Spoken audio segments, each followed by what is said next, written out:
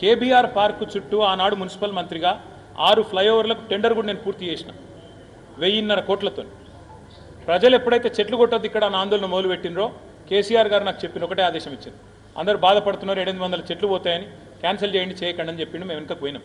అది మా సంస్కృతి, మాకు ఆ ప్రజాస్వామిక స్ఫూర్తి ఉంది.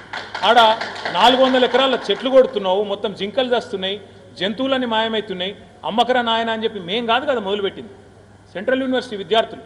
ఆ విద్యార్థుల బ్రదర్ మీకు ఒకటి తెలవాలి, 75-80% మంది మన రాష్ట్ర పనులు కూడా కాదు, వాళ్ళు వేరే రాష్ట్రాల పిల్లలు చదువు పూర్తి చేసినాక ఇక్కడికి వెళ్ళిపోతారు. వాళ్ళు ఈడ ఉండని కూడా ఉండరు. వాళ్ళకున్న సోయి మనకు ఉండొద్దా? మన ప్రభుత్వానికి ఉండొద్దా? ఎంతసేపు రియల్ ఎస్టేట్ బ్రోకర్ లెక్కన ఆలోచించాలా ముఖ్యమంత్రి గారు?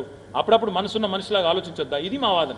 అందుకే నేనేం చెప్పినా, ఎవరన్నా కొంటే 1 ఇంచు కొన్నా మా ప్రభుత్వం మమ్మల్ని బద్నాం చేయొద్దు. ఇప్పుడు మేము ముందు 3 ఏళ్ల ముందు చెప్తున్నాం, ఎవడు కొన్నా ముమ్మాటికి దాన్ని రద్దు చేస్తాం, ఎట్టి పరిస్థితిలో కొనకండి, పార్టిసిపేట్ చేయకండి, ఈ స్కామ్లో మీరు కూడా భాగస్వాములు అవుతారని చెప్తా ఉన్నాం. Thank you.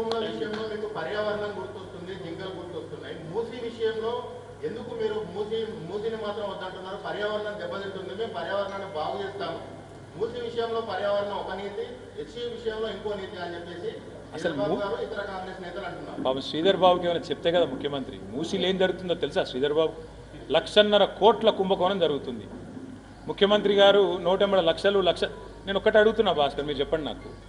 6 గ్యారంటీలకు పైసలు లేవట, తులం బంగారంకు పైసలు లేవు, పిల్లలకు ఫీజు రీంబర్స్మెంట్కు పైసలు లేవు, పంచాయతీలకు పైసలు లేవు, పెన్షన్లు పెంచేందుకు పైసలు లేవు, రైతులకు రుణమాఫీ చేయడానికి పైసలు లేవు, రైతు బంధు ఇచ్చేందుకు పైసలు లేవు, రైతు కూలీలకు ఇచ్చేందుకు పైసలు లేవు, కౌలు రైతులకు ఇచ్చేందుకు పైసలు లేవు, అసలు మొత్తం మహిళలకు 2,500 ఇచ్చేందుకు పైసలు లేవు.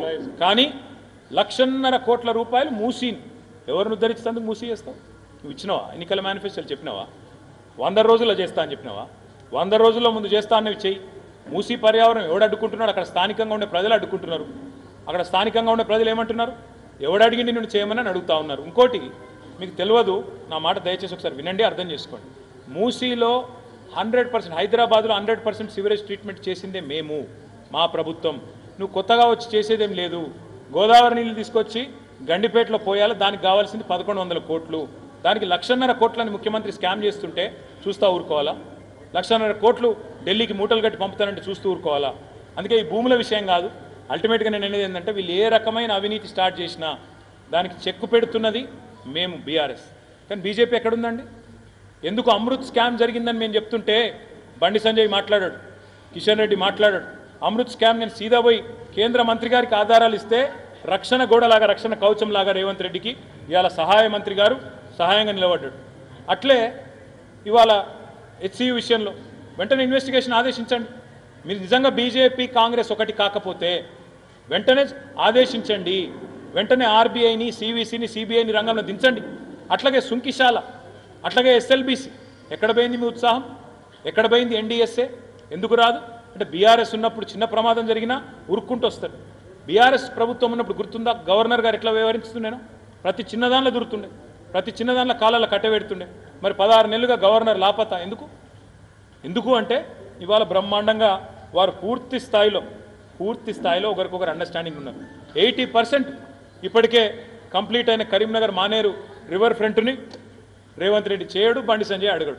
అంటే వాళ్ళకి కావాల్సిన పనులేమో కలిసి చేసుకుంటారు. ఎక్కడెక్కడ ఏం చేయాలా, చీకట్లో కూర్చొని చేలు కలుపుకునే కాడ కలుపుకుంటారు, చేసుకునే పనులు చేసుకుంటారు. కానీ ప్రజలకు సంబంధించిన అంశాలు, రైతు బంధు ఇవ్వకపోతే అడగరు, రుణమాఫీ రాకపోతే అడగరు, నెలకు 2,500 ఏమని అడగరు, 6,000 గ్యారంటీ 6 గ్యారంటీ లేదని బీజేపీ ఒక్కడు మాట్లాడాడు. ఎంతసేపు కేసీఆర్ని తిట్టాలి, మా పార్టీని తిట్టాలి తప్ప రేవంత్ రెడ్డి మీద నోరెందుకో లేవది. ఎందుకు వాళ్ళ ప్రభుత్వం మీద ప్రధానమంత్రి వచ్చిండు కదా. RR ట్యాక్స్ అని ఎవరు మాట్లాడింది? మొదలు రాహుల్ రేవంత్ ట్యాక్స్ అని. మరి ఎక్కడ పోయింది ఇవాళ మోడీ గారి స్వరం? ఎందుకు మూగపోయింది బీజేపీ? ఎందుకు విచారణకు ఆదేశిస్తలేరు రేవంత్ రెడ్డి మీద?